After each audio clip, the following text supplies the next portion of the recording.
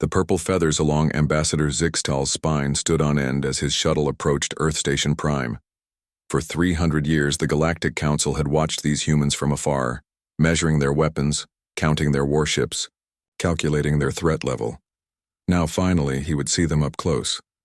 "Steady yourself," Zixtal told his aide, a younger Avixian named Trilka.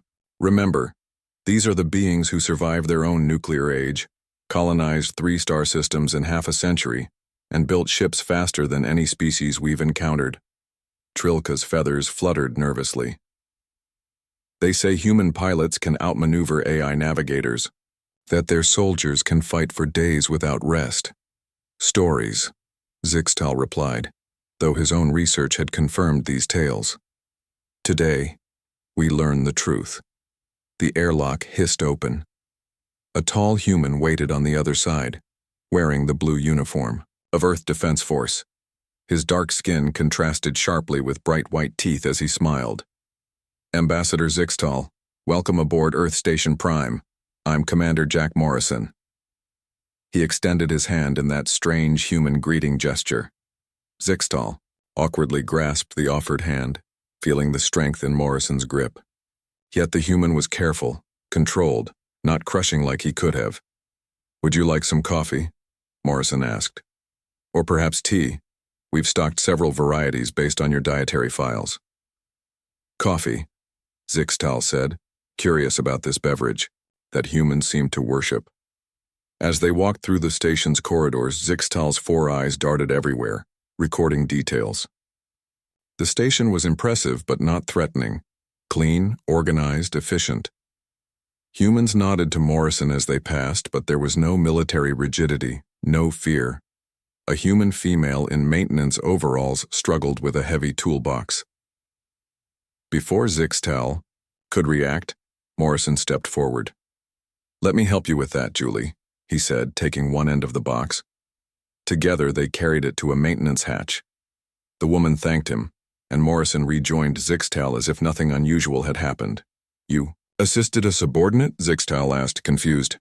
"But you are the station commander." Morrison chuckled. "Julie's been here longer than I have.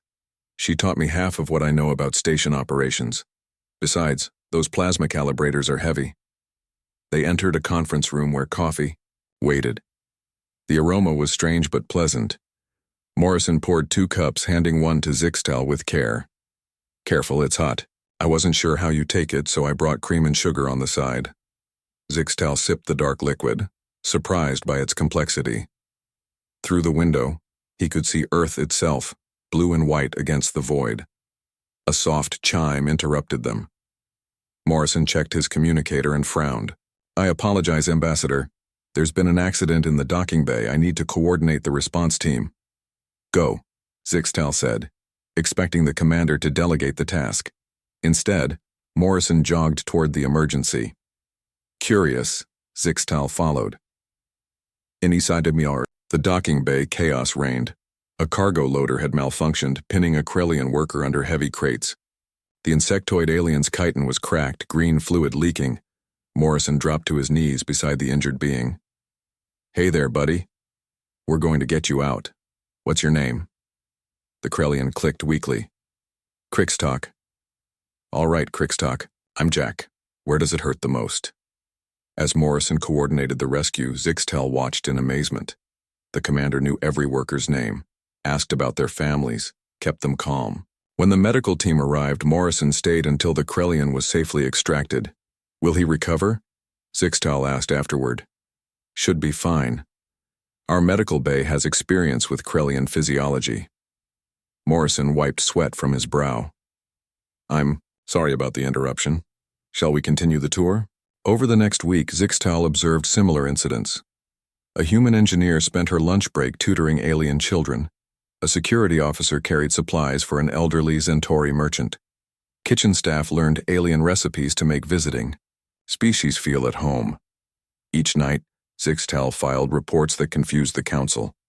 "Humans engage in constant resource sharing without compensation," he wrote.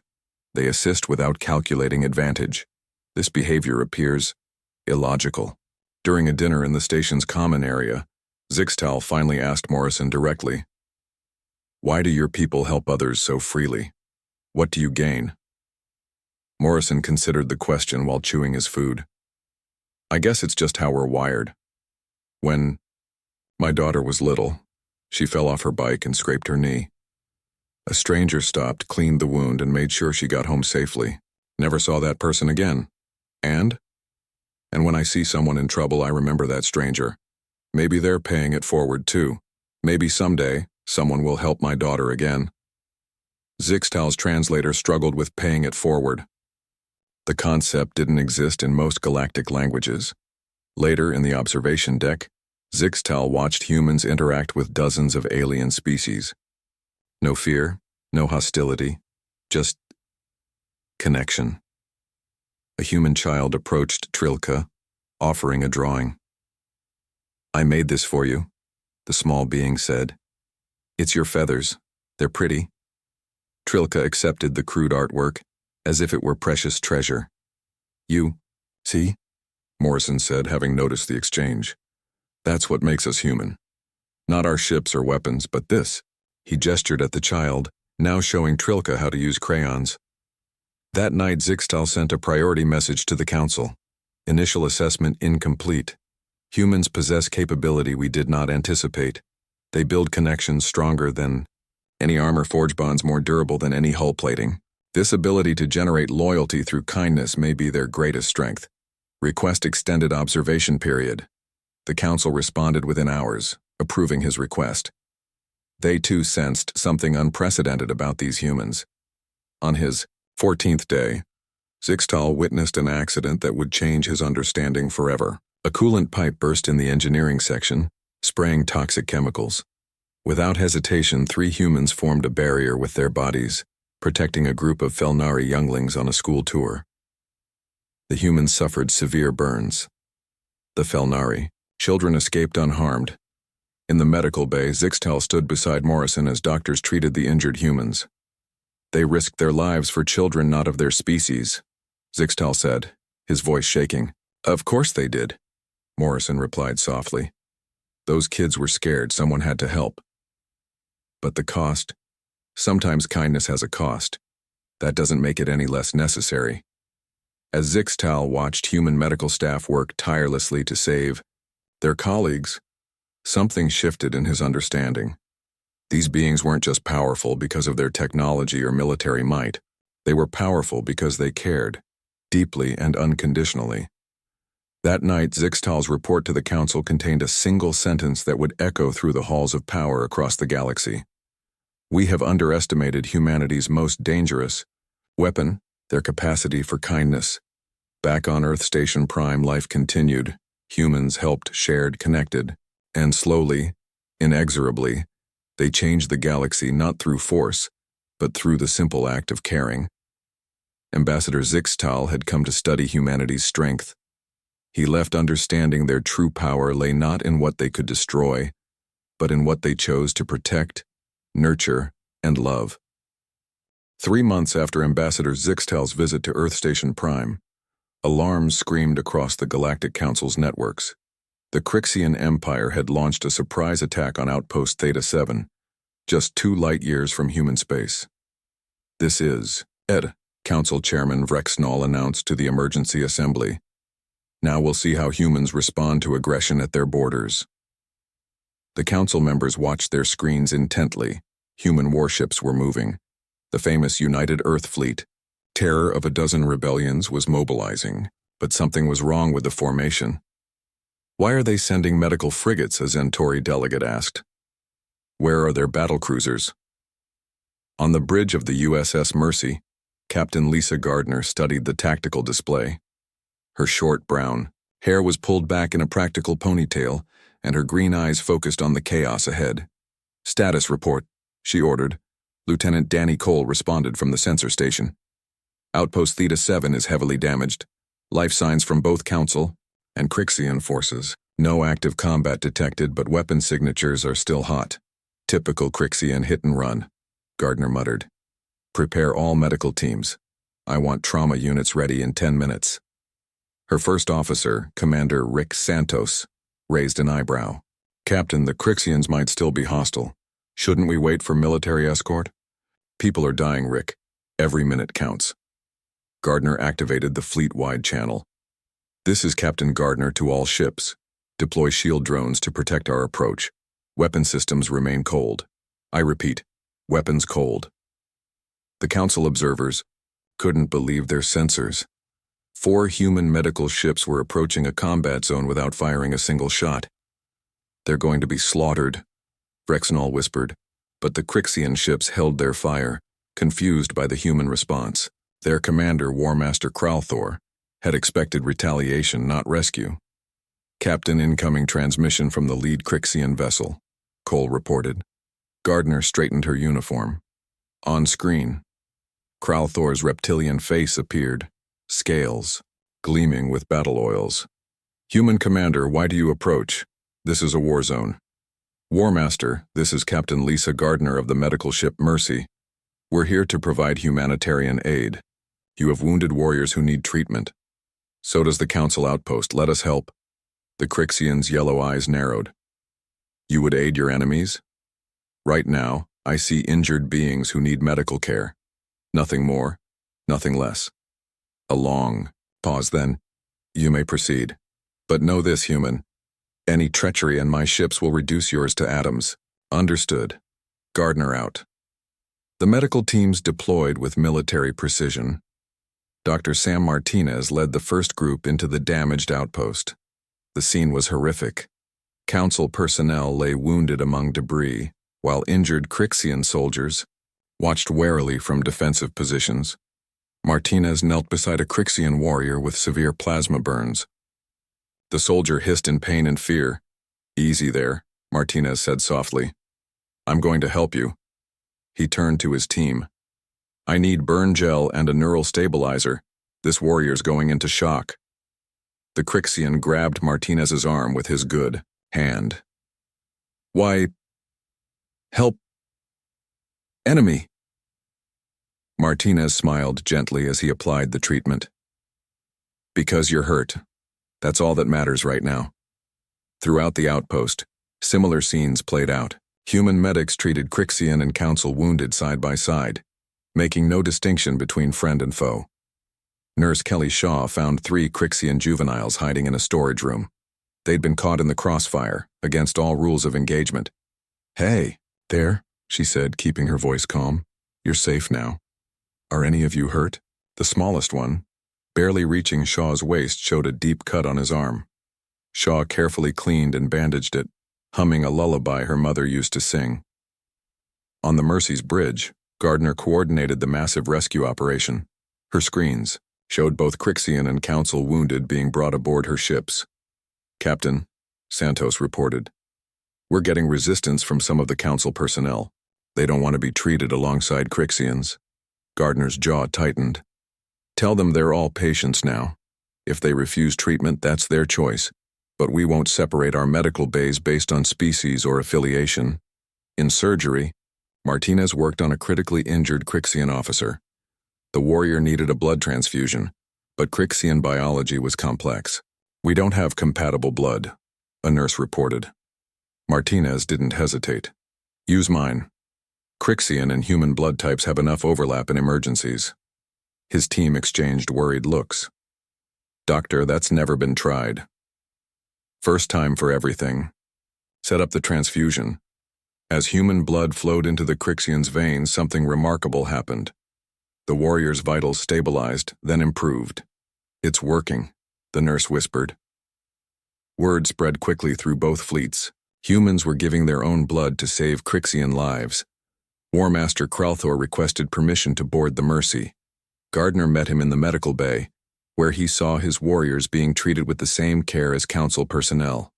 I don't understand, he said, watching Martinez check on a recovering Crixian soldier. We attacked your allies. We would have attacked you next. Why show such mercy? Martinez overheard and approached. War Master, in this room there are no enemies, only patients. Kralthor studied the human doctor. You gave your blood to save my second in command. I did. Now your essence flows in his veins. By Crixian law, this creates a blood bond. He cannot raise weapons against you or your kind. Martinez smiled. I wasn't thinking about laws, I was thinking about saving a life. The news reached the council chambers like a thunderbolt.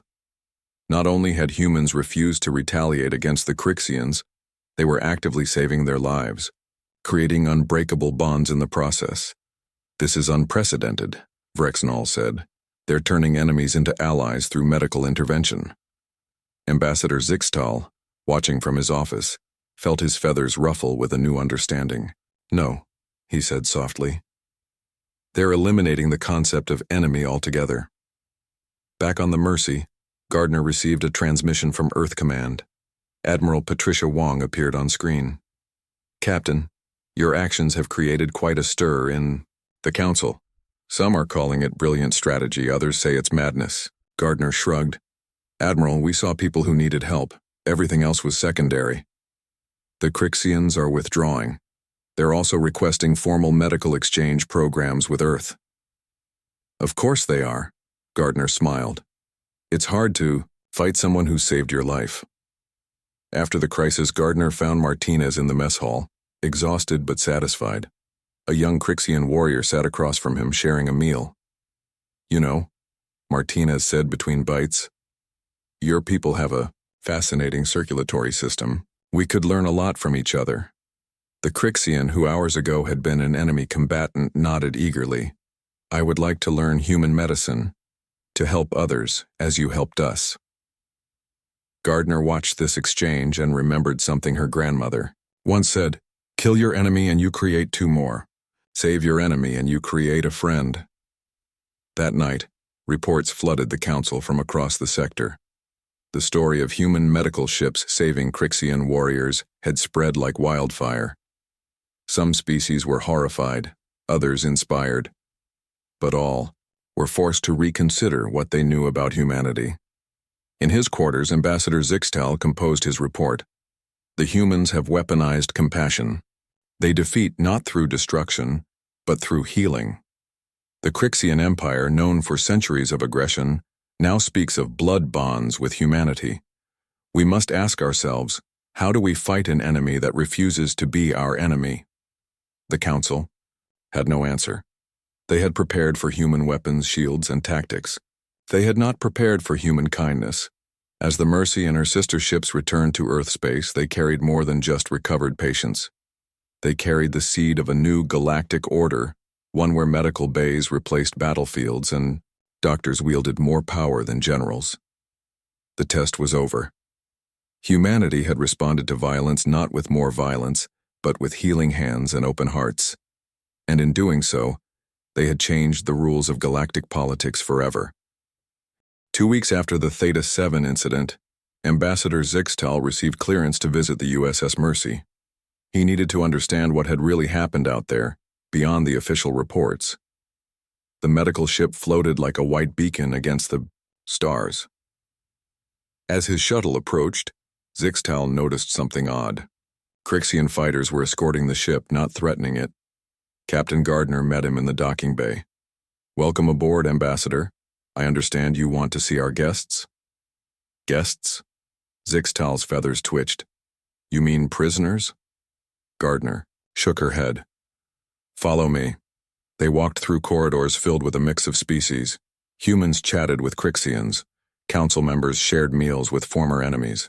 The tension Zixtal expected was absent. In the main recovery ward, Dr. Martinez was reviewing charts with a Crixian medic.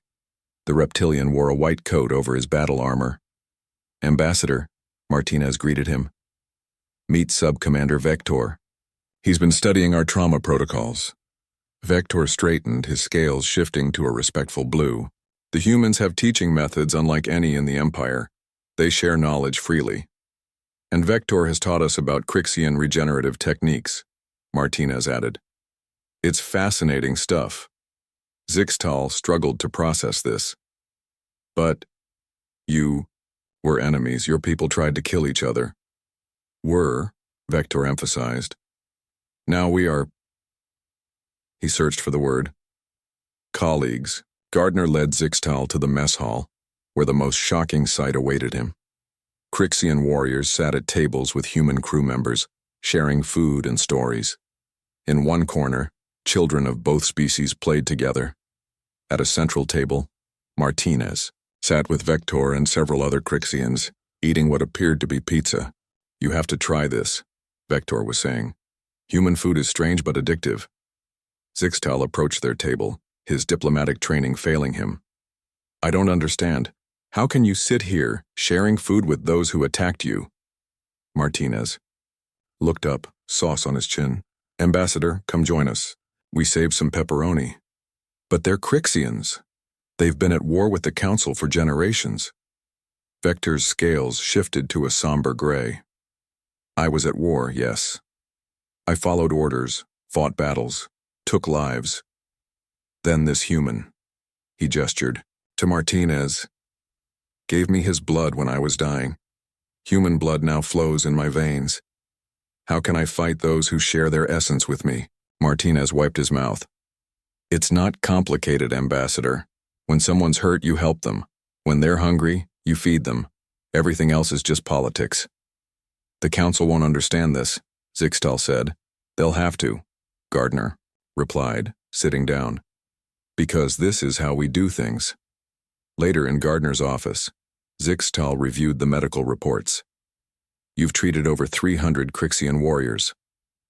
327, Gardner corrected, plus 53. "Council personnel. And not one incident of violence since, or not one. Hard to punch someone who saved your life."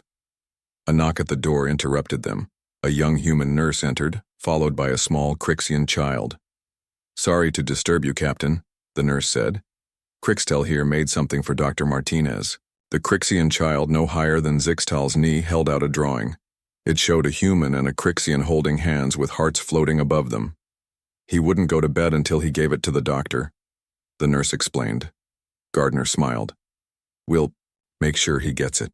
Thank you, Crixtel." After they left, Zixtal stared at the drawing. The child drew hearts. Crixians don't have a concept of hearts as symbols of affection.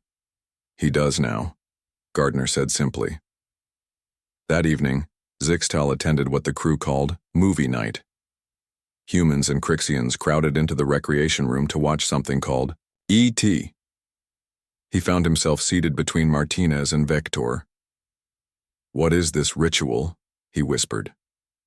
"Shh," Martinez replied. "This is the best part." On screen, a small alien reached out to touch a human child's finger. Around him, hardened warriors wiped tears from their eyes. "I don't understand," Vector murmured. "Why do my eyes leak?" "Those are tears," Martinez explained softly.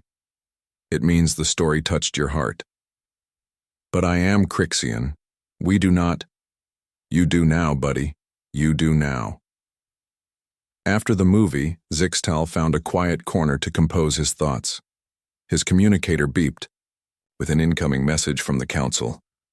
"Report status of Crixian prisoners," it read. He looked around the room. Crixians and humans were discussing the film, arguing about its meaning, sharing snacks. Warriors who weeks ago would have killed each other now debated whether the alien should have stayed on Earth. Zixtal began to type. "There are no prisoners here, only patients becoming friends." He deleted it and tried again. "The Crixians remain contained." That felt like a lie. He deleted it too. Finally he wrote, "The situation has evolved beyond conventional classification. Request permission to explain in person." The next morning, Zixtal witnessed the most extraordinary event yet. A formal ceremony where 10 Crixian warriors requested to stay aboard the Mercy as medical apprentices. War Master Kralthor himself attended via hologram. "My warriors wish to learn human healing arts," he announced. "I grant this request with one condition." "Name it," Gardner replied. "You must accept an equal number of human medical staff on our ships. If we are to have peace, we must learn from each other." The bridge fell silent. This wasn't just a medical exchange. It was the first step toward ending a war that had lasted centuries. "Agreed," Gardner said, extending her hand to the hologram. Zixtal's report that night was brief but would shake the Council to its core. The humans have discovered something we missed in millennia of civilization. They understand that kindness is not weakness but strength. When they healed their enemies, they didn't just save lives, they transformed the nature of conflict itself. The Crixian Empire, our greatest threat, now seeks to learn healing arts instead of martial ones. We face a force that conquers not through violence, but through compassion. They defeat hatred by making it impossible to hate them. This is their true power, and we have no defense against it. He attached the child's drawing to his report. Sometimes he realized the simplest images conveyed the deepest truths. On the observation deck, he found Martinez and Vector watching the stars. "You've changed everything," Zixtal said. "Do you realize that?" Martinez shrugged. "We just did what seemed right. But the implications—" "Ambassador," Vector interrupted. "Before I met these humans, I knew only war. Now I know there's another way. Is that not worth any price?" Zixtal looked at them. Human and Crixian, doctor and warrior standing together as friends. He thought of the Council's vast military preparations, their complex defense strategies, their fear of human power. They had prepared for the wrong threat. "I must return to the Council," Zixtal said. "They need to understand." "Tell them," Gardner said, joining them, "that they're welcome to visit any time. We have plenty of pizza." As his shuttle departed, Zixtal looked back at the Mercy. The medical ship seemed to glow with more than just reflected starlight. It radiated something far more powerful, the transformative force of human kindness. The Council wouldn't just be surprised by his report. They would be terrified. Because how do you fight an enemy that turns your soldiers into friends, your conflicts into cooperation, your very nature from warrior to healer? You don't. You surrender to the inevitable truth that kindness, in the hands of humans, is the most powerful force in the universe, and maybe, just maybe, that wasn't such a bad thing. The Great Council chamber hadn't seen such chaos in 500 years. Representatives from every major species filled the vast hall, their voices rising in fear and confusion. At the center of it all stood Ambassador Zixtal, his feathers drooping with exhaustion. Chairman Vrexnall pounded his ceremonial staff on the floor. "Order! We will have order!" His forearms gestured wildly. "Ambassador Zixtal has submitted a report that demands our immediate attention." The noise slowly died down. All eyes turned to the Avixian diplomat.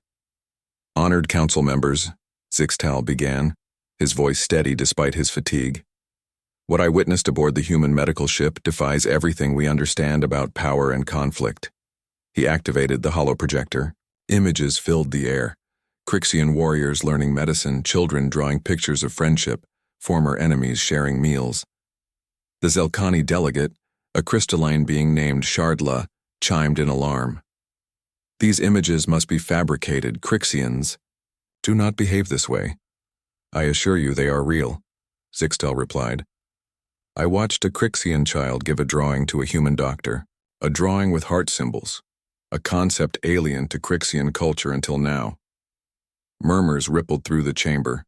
The Moxie representative, whose species communicated through color changes, flashed urgent yellows and reds. "We have our own report. After a solar flare devastated our colonies, human volunteers arrived within days. They asked for nothing in return. They rebuilt our homes, replanted our crystal gardens, and taught our young ones human games. Now our children sing human songs." A Felnari elder stood, her 6 eyes blinking rapidly. "Last cycle, our homeworld faced evacuation due to volcanic activity. Human ships responded to our distress call. When we ran out of transport vessels, human volunteers stayed behind to ensure every Felnari child was saved. 17 humans died when the final volcano erupted. They could have left earlier. They chose to stay." The chamber fell silent. Chairman Vrexnall's voice trembled. "Are you saying humans sacrificed themselves for another species, without treaty obligations or payment?" "Yes," the Felnari elder confirmed. "Their families received our highest honors, but when we offered compensation, they declined. They said this is what neighbors do." "Neighbors," Vrexenol repeated the word like it was poisonous. They're making neighbors of the entire galaxy. A Tarkelian admiral, his exoskeleton rattling with agitation, stood. This is an invasion. Can't you see? They're conquering us without firing a shot. Zixtal raised his hand for attention. If this is conquest, it's unlike any we've seen. The Crixian Empire, our greatest military threat for generations, now sends its warriors to learn healing instead of warfare. They request human doctors on their warships. They share meals with species they once hunted. Precisely, the admiral clicked. They're destroying our established order. If everyone becomes friends, how will we maintain proper boundaries? How will we justify our military budgets, our defensive pacts? The Centauri delegate, an ancient being who rarely spoke, rose slowly. Perhaps that is the point. All heads turned to her.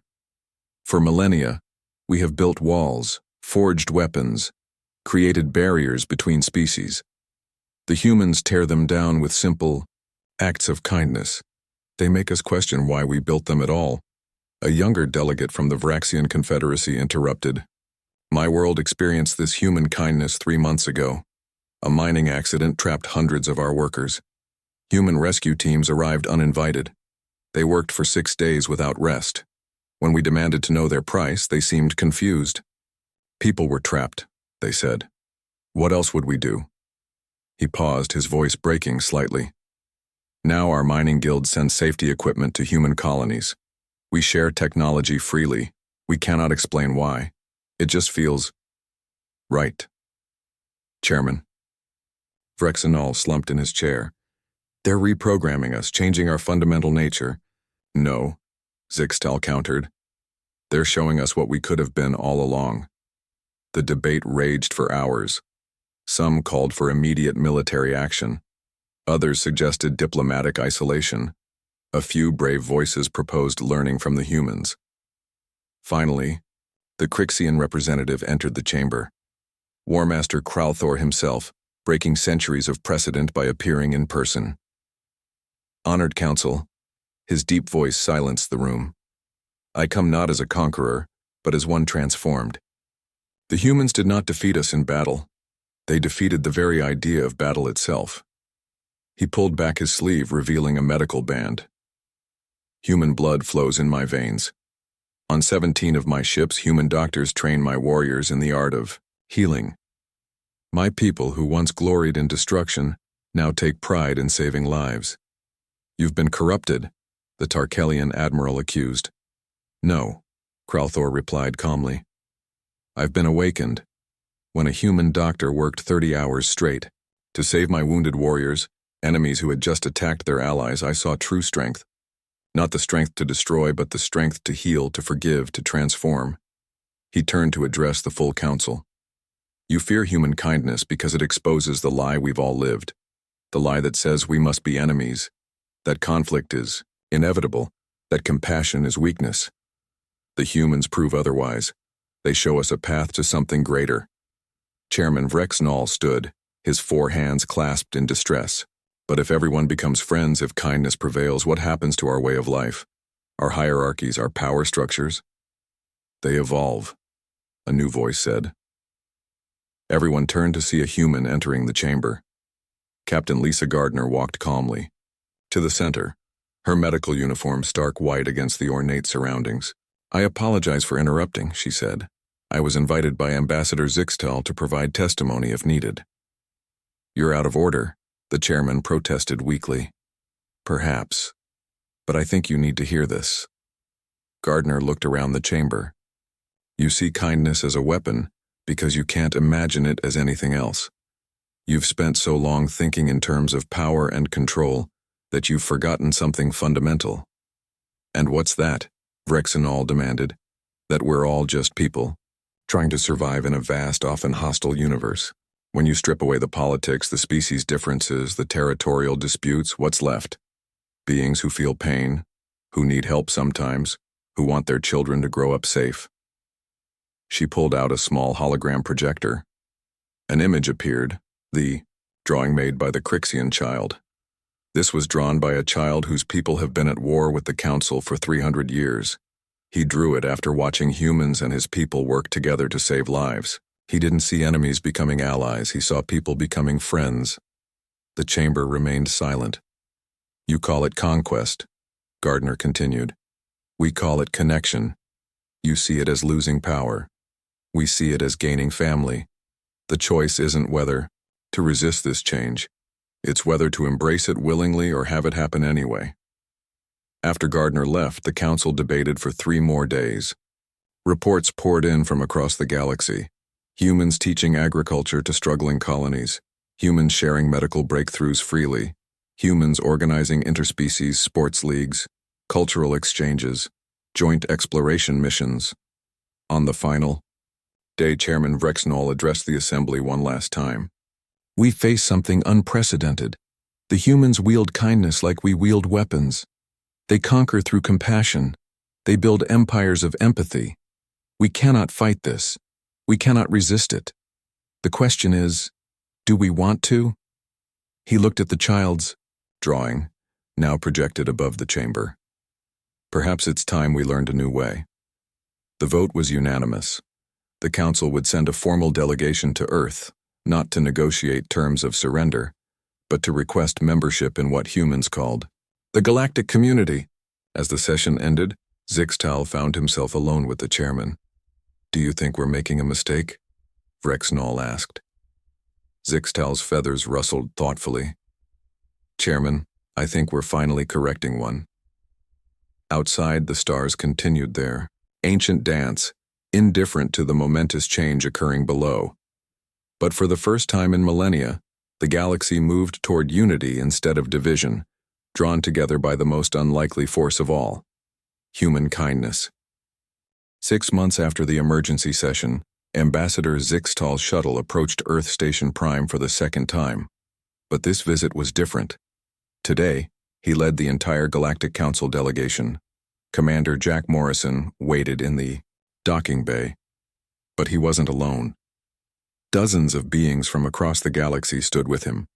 Crixians in medical coats, Felnari engineers, Centauri teachers, former enemies now working side by side. Welcome back, Ambassador. Morrison smiled. I see you've brought friends. Zixtal's feathers shimmered with nervous energy. Commander, I bring the Council's formal response to everything that's happened. Well, let's not keep everyone waiting. We've prepared the community hall. The community hall buzzed with activity. Humans and aliens mingled freely, sharing food, playing games, teaching each other dances from their homeworlds. In one corner, Dr. Martinez played chess with Warmaster Kralthor. Nearby, Crixian children showed human kids how to make scale paintings. Chairman Vrexnall entered and stopped dead. This is unexpected. This is normal now, Morrison replied. Please make yourselves comfortable. As the council delegates found seats, a small Moxie child approached Vrexnall, offering him a cookie. The chairman, leader of the known galaxy, took it with trembling hands. The child just gave this to me, he whispered. That's what cookies are for, Morrison chuckled. Sharing. Captain Gardner joined them, still wearing her medical uniform. Chairman Vrexnall, council members, thank you for coming. Before we begin formal discussions, would anyone like coffee? We also have teas and Tory nectar and Crixian flame wine. The delegates exchanged glances. They had prepared for negotiations, not hospitality. I'll try the coffee, Zixtal said, remembering his first taste months ago.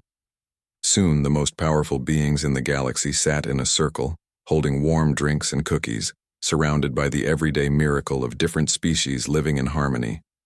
Chairman. Vrexnall cleared his throat. We have debated for months. We have studied your methods, analyzed your actions, and come to a conclusion.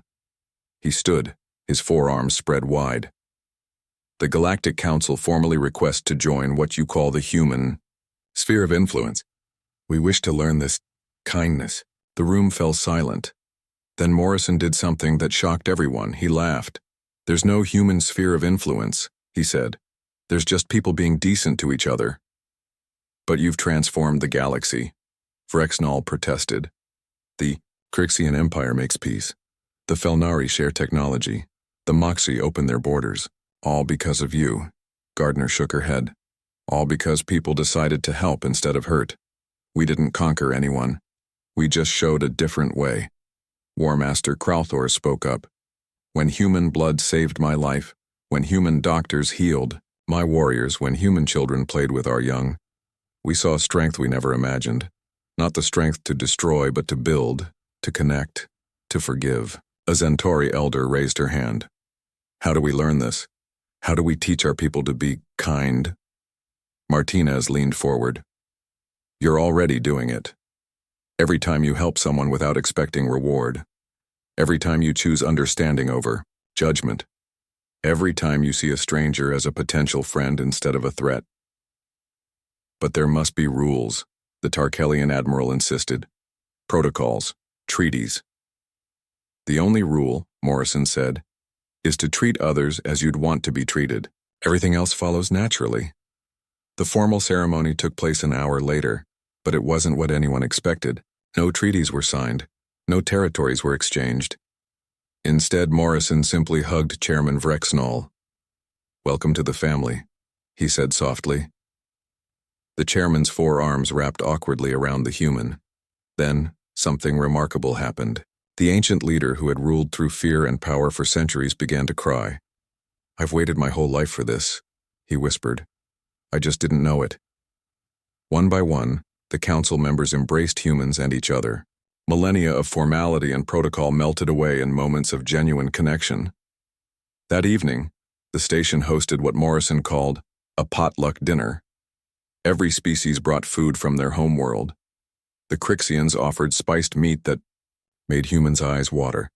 The Centauri shared crystalline fruits that sang when eaten. The Moxie contributed color-changing beverages that reflected the drinker's mood. Zixtal found himself sitting between Martinez and a young Felnari engineer. You know, he said, when I first came here I was afraid of humans. Your military, power, your rapid expansion, your unpredictability. And now? Martinez asked. Now I'm afraid of how much time we wasted being enemies when we could have been friends. As the celebration continued, news spread across the galaxy. The mighty Galactic Council hadn't surrendered to human military might. They had embraced human kindness. They had chosen connection over conflict, understanding over fear. In the following months, changes swept through known space. Military academies, added courses on conflict resolution and humanitarian aid. Weapons factories retooled to produce medical equipment and farming tools. Border checkpoints became welcome centers. The Great Council chamber itself was transformed. The imposing throne was replaced with a circle of comfortable chairs. The weapons display became a gallery of children's art from every species. The war room was converted into a kitchen where delegates from different worlds learned to cook together. A year later, Zixtal stood before the reformed Galactic Assembly to give his final report as Special Ambassador for Human Relations. Fellow beings, he began. We once feared human kindness as a weapon. We were right to fear it, but wrong about its nature. Kindness is indeed powerful, powerful enough to end wars, to bridge species, to transform the very foundation of our civilization. He gestured to the viewing gallery where humans and aliens sat together, many holding children of mixed species families. We worried that humans would conquer us. They did. They conquered our prejudices, our fears, our isolation. They conquered hate with love, suspicion with trust, violence with compassion. He looked at Morrison and Gardner sitting in the front row. And in doing so, they showed us who we could be, not separate species fighting for resources, but one galactic family sharing a universe. The assembly rose in applause, not the formal, polite applause of old, but genuine celebration. Later, in Earth's first interspecies park, Zixtal watched, children playing, human, Crixian, Felnari, Moxie, all running together, laughing, creating games that blended their cultures. Morrison joined him on the bench. Penny for your thoughts, Ambassador. I was thinking about power, Zixtal replied. We spent so long believing power came from weapons, from control, from fear. But true power comes from connection, Morrison finished. From lifting others up instead of pushing them down. They sat in comfortable silence, watching the future of the galaxy play before them. As the sun set, painting the sky in colors no single world could claim, a small Crixian child approached them. She held out a drawing, crude but beautiful, of all the species holding hands around a star. "For you," she said shyly, "for teaching us to be friends." Zixtal accepted the drawing with reverence. Here was the true measure of humanity's conquest, not in treaties or territories, but in the heart of a child who would never know a galaxy divided by fear. "Thank you," he whispered, his voice thick with emotion. The child smiled and ran back to her playmates, leaving two old friends sitting together as the stars began to appear. The humans had conquered the galaxy not with weapons or technology, but with the simplest and most powerful force in the universe, kindness freely given, expecting nothing in return. And in learning this lesson, the galaxy had finally found peace.